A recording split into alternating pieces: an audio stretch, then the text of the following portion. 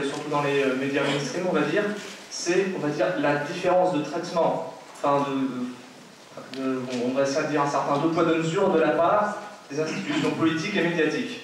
Bon, alors je vais être très clair, en janvier dernier, il y a eu cette marche en janvier, vous le savez tous, nos dirigeants ont appelé au respect de la liberté d'expression. Il y a tout ce sujet-là qui est revenu un peu dans le bruit médiatique, alors que l'année dernière, ces mêmes dirigeants, au nom des valeurs républicaines, nous expliquaient qu'il fallait interdire les spectacles de Dieudonné.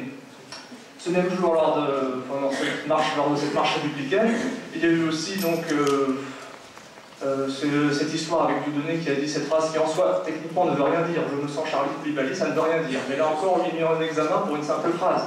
Vous avez vu ensuite dans les écoles des enfants qui n'ont pas voulu faire la minute de silence. On ne sait pas pour quelle raison ils n'ont pas voulu le faire. Certains ont 8 ans. On peut savoir quelle est leur raison profonde. Et ils se retrouvent mis en examen, enfin en garde à vue pour ça, pour le mot de trop, pour avoir à dire qu'il n'était pas Charlie.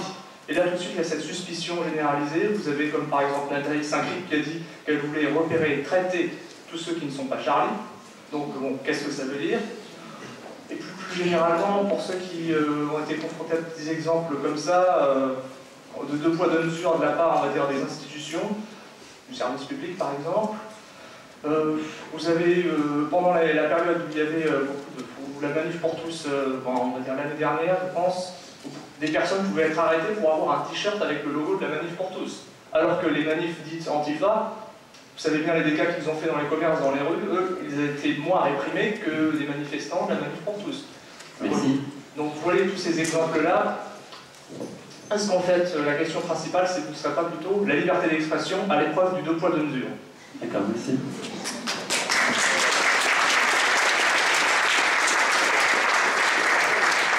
Si je continue à faire passer le micro, précisez juste si vous ne voulez pas être filmé. Merci. Jean-Claude Devez, Pacte civique. Moi, ce qui me frappe actuellement, c'est le nombre de gens qui souffrent psychologiquement autour de moi, qui sont dans un repli, la défiance, qui sont dans un pessimisme. Et donc, il n'y a pas que de la fracture sociale. Il me semble que ça va plus loin que la fracture sociale. Et comment changer le climat d'ensemble pour qu'il soit plus fraternel. Merci. On va basculer de l'autre côté, là. Raphaël.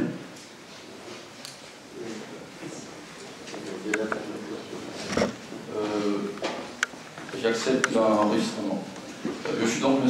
Hachim Seyd Hassan, président de la Fondation des Comores. Je suis donc une personnalité de la société civile comorienne, mais aussi de la société politique comorienne également, mais je suis aussi également votre compatriote, parce que j'ai la double nationalité. Et je suis très content d'avoir devant moi des personnalités que j'admire, à commencer par M. Garmorin, et puis aussi Tariq Ramadan, qui est quasiment un frère, que j'ai connu à Genève voilà 7 ans, Mme Camibès et M. Jean-Baptiste de Foucault, M. Luc Poulet, que je viens de faire votre connaissance. Donc je suis très content de participer à cette conférence, parce que je me trouve actuellement en France, pour des raisons d'activité humanitaire.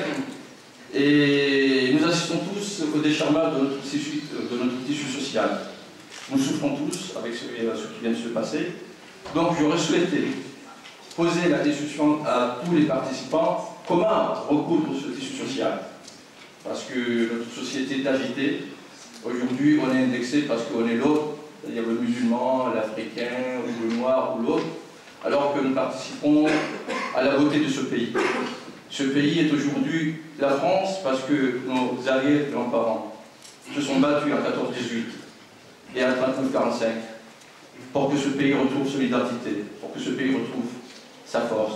Donc nous assistons malheureusement à l'indexation de l'autre, ce qui nous fait beaucoup souffrir. Donc je prie beaucoup pour que la France retrouve son unité, parce que la France est forte avec toutes ses composantes, asiatiques, africaines, arabes et autres. Voilà, j'aurais aimé avoir plus de précision là-dessus, parce que nous souffrons énormément. Merci.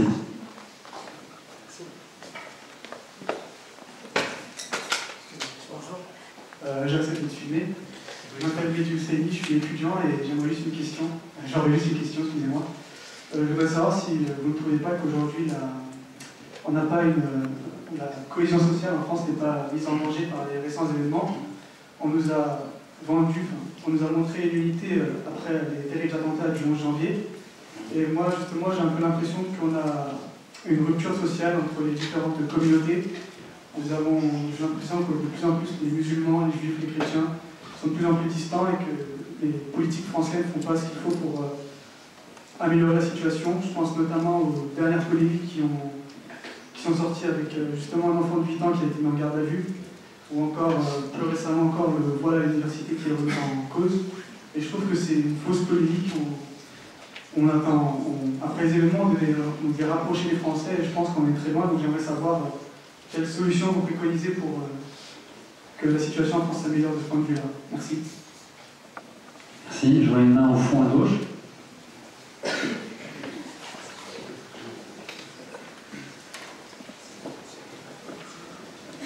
Je suis Sandra Jamia. Je suis française mais d'origine malgache. La question, c'est beaucoup plus sur les valeurs républicaines. Parce qu'on en parle toujours et j'ai l'impression que ce concept est abstrait. Et comment en fait vivre ça au quotidien, comment traduire ces concepts dans la vie quotidienne? Pourquoi? Et surtout, est-ce qu'on pourrait avoir une définition concertée des valeurs républicaines? Merci beaucoup. Merci Raphaël. Sur la gauche, là, oui. À droite ici, puis après on ira à l'hôtel. Bonjour, je suis paroissien sur la paroisse de Guyancourt dans les Yvelines. Et quand je vois tout ce qui se passe dans l'actualité, je suis croyant depuis toujours, et j'en suis venu maintenant me demander à croire en Dieu, à quoi bon? Parce que je ne peux pas imaginer qu'on partage la foi dans le même Dieu quand je vois ce que font les hommes, et nous sommes tous solidaires d'une manière ou d'une autre. Qui tu as vu faire? Alors, une personne à gauche, il y en avait tout au fond, voilà. Et tout au fond dans la niche, après Raphaël. Ah oui, Danielle Léon, directrice artistique du théâtre de l'Atelier du Verbe, rue Gassendi, dans le 14e. Je voudrais savoir comment est-ce qu'on peut parler d'une véritable alternative à la soi-disant démocratie du bulletin de Montréal, remplacée par une véritable démocratie participative, selon les termes de cette association qui organise et qui est très prometteuse pour aller dans ce sens-là. Donc, comment est-ce qu'on prend le chemin d'une véritable démocratie participative, ce qui veut dire convier la population aux réflexions, aux discussions sur tous les sujets, dans tous les lieux, sous toutes les formes. Et ce qui veut dire aussi s'appuyer sur les réseaux des associations et faire même que toute la vie associative, toute la force comment on appelle ça, de la vie des associations, il y a un autre mot, mais ça m'échappe, que ça puisse véritablement prendre sa place dans la vie de la cité et dans la création des nouvelles idées à avoir qui sont immenses sur tous les aspects de la vie sur la planète. Merci beaucoup. On va prendre encore 2 interventions pour avoir le temps ensuite d'écouter les intervenants.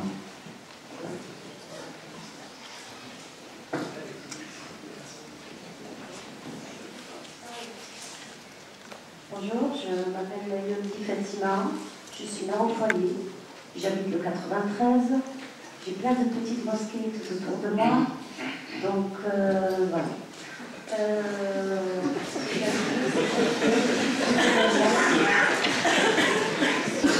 Est-ce que c'est triste ne laisse pas d'autre choix à notre pays athée qui se cache perpétuellement derrière cette laïcité qui vise, on le sait, on n'est pas dupe, qui vise directement les musulmans, parce que je n'ai jamais vu un chrétien se baladant avec une énorme croix. Et puis c'est incomparable parce que le foulard, c'est encore un autre sujet, c'est pas le débat, mais j'ai envie de le dire, nous sommes là pour discuter, même si je ne le porte pas. Donc, qui se cache, je disais, derrière cette laïcité qui vise spécialement les musulmans, est-ce que ce serait pas comme le 11 septembre aux États-Unis et que la France sera franchement, une bonne fois pour toutes, confrontée à cette nouvelle religion et pas l'étudier, mais la respecter un peu plus, se pencher un peu plus vers cette religion. D'ailleurs, on l'entend en ce moment dans les médias, oui, ils appellent ça le fait religieux, c'est pas des cours de religion, parce qu'il faut faire très attention avec les mots. Ils seront peut-être, à mon avis, tôt ou tard emmenés à faire connaître cette religion aux enfants, enfin, dans l'éducation de la République. Je pense que c'est une solution. On ne va pas être hypocrite trop longtemps. Merci. Alors, c'est mon rôle de tenir le cadre, donc je vois qu'il y a 2 mains qui se lèvent à droite, mais malheureusement, on va les ignorer. Il y avait une personne à gauche qui avait levé sa main depuis longtemps. Voilà, merci Raphaël. Et puis après, on ira vers M. Morin. Bonjour, alors moi je m'appelle Mario Lacogne, je suis fonctionnaire éducation nationale à la base et depuis 2 ans et demi je suis détachée dans une collectivité territoriale qui n'est pas très loin d'ici, dans le domaine de l'éducation. Je suis venue sur mon temps personnel, mon RTT du vendredi après-midi, face aux 35 heures. Alors moi je voudrais qu'on aborde le poids médiatique, parce que je pense que c'est une chance dans notre pays, ce foisonnement des médias qui sont ici cet après-midi très nombreux. Mais moi j'y vois aussi des limites. Notamment, alors je voudrais revenir sur 3 points, j'ai l'impression que ça nous coince dans des débats pour ne pas parler des vraies choses. Pour moi, là par exemple, vous voyez, on parlait des différentes interventions, on a vu Dieudonné, il arrive tout de suite. Dieudonné, pour moi, c'est un produit culturel, certes, mais c'est un produit médiatique.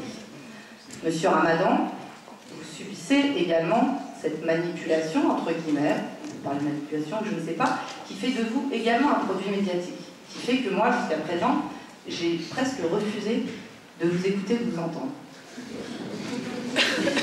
Et depuis peu, grâce à des discussions avec des collègues, cette pression médiatique qui fait que je n'avais pas voulu vous écouter parce que moi en effet c'est vrai que quand on parle trop de quelque chose, quand on entend trop un nom qui revient à la radio ou à la télé, ça a tendance à plus m'agacer qu'autre chose.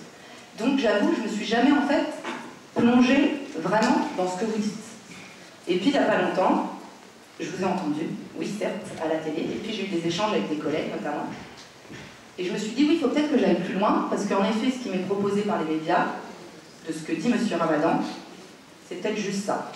Et que derrière ce que nous disent les médias de M. Ramadan, c'est-à-dire toujours le fameux Dr Jekyll ou Mr Hyde, il y a peut-être autre chose et il y a peut-être des propos intelligents. Donc, vous voyez...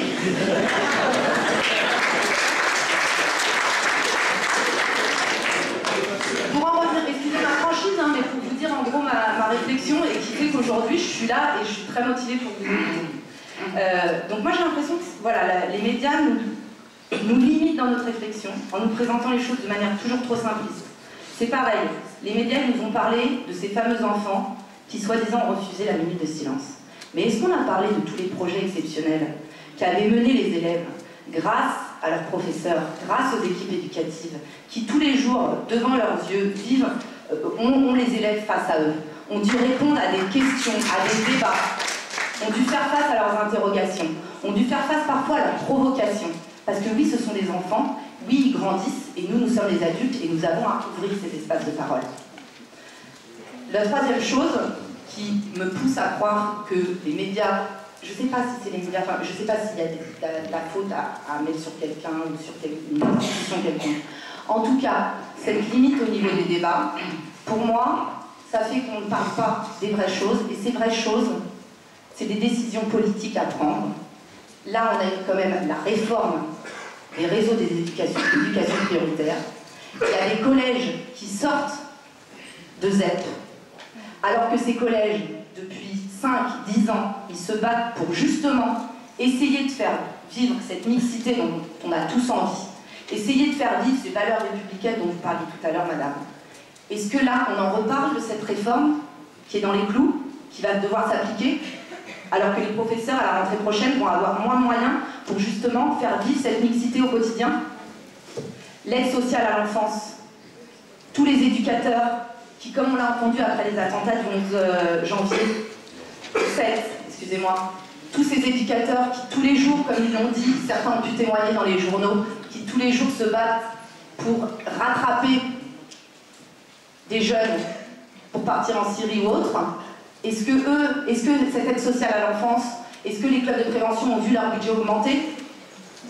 Donc voilà, donc moi je me demande, voilà, la problématique c'est en quoi, à un moment donné, malheureusement, je ne vise pas les médias, mais je me pose des questions par rapport à cette simplification des débats. C'est très clair. Merci beaucoup. Donc, je vais demander, voilà, en une phrase, si possible, à mes amis qui sont sur ma droite, quelles sont vos attentes pour cet après-midi? Donc, comme ça, on laissera la parole à la fin à M. Morin, qui pourra commencer sur son quart d'heure d'intervention. Oui, j'ai l'impression que... Oui, alors, M. Morin. M. Morin. Plus haut. Non, en fait, on va d'abord écouter, avant de vous entendre, les trois personnes ici sur quelles sont leurs attentes à elles. Donc voilà, Monsieur de Foucault. Quelles sont vos attentes? Ah, mes attentes. Les gars, il faut me laisser parler. Je m'attends à une réflexion qui nous fasse sortir de l'imprécation, qui nous fasse sortir de l'hystérie, qui nous fasse sortir du jugement hâtif, qui nous fasse sortir de l'immédiat. Je demande une vraie réflexion. J'attends une vraie réflexion. Voilà. Moi je suis comme Edgar, voilà.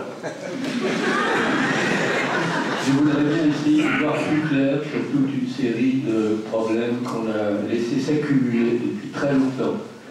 Parce que bon, ça fait très longtemps que je m'occupe de problèmes de chômage, d'exclusion, avec une association que j'ai créée, avec d'autres personnes. Et je pense que les problèmes d'exclusion sont extrêmement lourds dans la société. Ils ne trouvent pas de solution par eux-mêmes. Et en réfléchissant au titre, je me disais, la rupture sociale, elle n'a pas beaucoup de moyens d'expression, la rupture sociale. Les syndicats ont des moyens d'expression, mais la rupture sociale, les personnes en situation d'exclusion, ils n'en profitent pas beaucoup de la liberté d'expression. Ils ne sont pas regroupés, les personnes en situation d'exclusion. Ils ont beaucoup moins de force